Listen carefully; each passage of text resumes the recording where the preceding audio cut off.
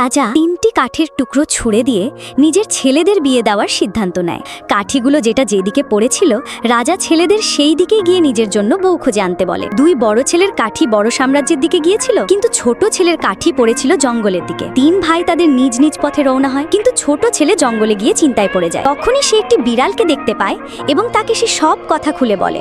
বিড়াল কি বলে, যদি এমন হয় তাহলে আমি তোমার বউ হব।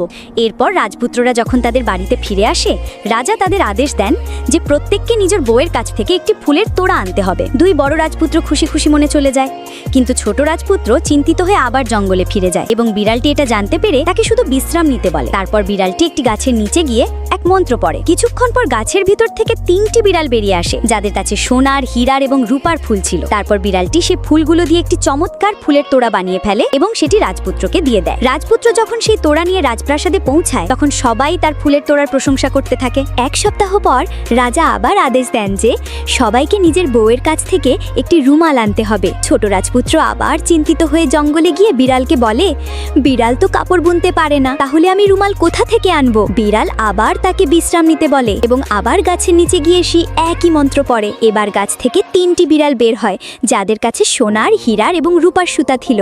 ছোট বিড়াল সেই সুতা দিয়ে একটা দারুণ সুন্দর রুমাল বানিয়ে রাজপুত্রকে দিয়ে দেয়। এবারও ছোট রাজপুত্রের রুমালের সবাই প্রশংসা করতে থাকে। পুনরায় 1 সপ্তাহ পর রাজা আবারও আদেশ দেন যে সবাইকে এবার নিজের বউকে প্রাসাদে নিয়ে আসতে হবে। ছোট রাজপুত্র আবার চিন্তায় পড়ে যায় এবং বিড়ালের কাছে গিয়ে বলে, আমি কিভাবে এক বিড়ালকে প্রাসাদে নিয়ে যাব? এটা শুনে বিড়াল তাকে আবার ঘুমাতে বলে এবং নিজে ওই গাছের নিচে গিয়ে এক বিশেষ মন্ত্র পড়ে। তখন গাছ থেকে অনেক আলো বের হতে শুরু করে। সেই আলোয় প্রবেশ করতেই বিড়ালটি এক অপরূপ সুন্দরী রাজকুমারীতে রূপান্তরিত হয়, যা দেখে রাজপুত্র অবাক হয়ে যায় এবং আনন্দে রাজকুমারীকে জড়িয়ে ধরে। পরে তারা যখন রাজপ্রাসাদে পৌঁছায়, তখন সবাই অবাক হয়ে যায়, কারণ ছোট রাজপুত্র কখনো তার বউ সম্পর্কে কিছু বলেনি। সেই আনন্দে 7 দিন ধরে রাজ্যে ধুমধাম করে উৎসব পালিত হয়।